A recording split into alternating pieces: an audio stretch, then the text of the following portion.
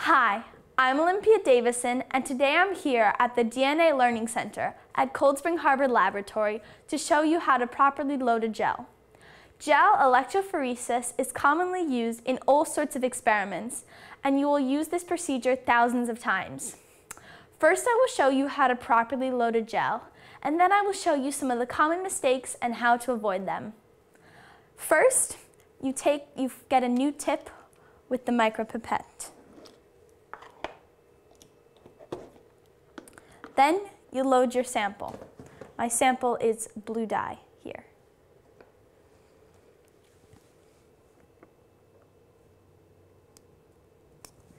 Then you load the gel into the well by placing the tip in the well. Then you keep the button down and withdraw the tip from the well and discard your tip. Easy, right? This is what can go wrong.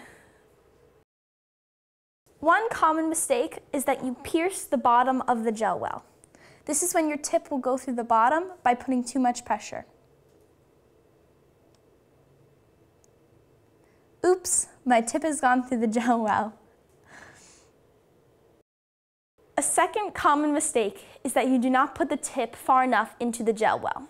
Then your substance will float out, and this is not good. So here's what that would look like. That is not even in the well. Another common mistake is to have air bubbles within the sample in the tip. Bubbles don't always cause a problem, but sometimes they do. You will have a hard time loading the gel, as some of it will come out with the air bubble when it pops out of the well. Finally, another common mistake is accidentally sucking the sample back into the micropipetter instead of loading the sample. This happens because you release the plunger while the tip is still in the well.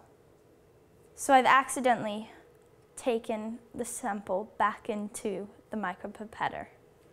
So you discard your tip and try again. There are a few tips and tricks that I have for you that make loading a gel much easier.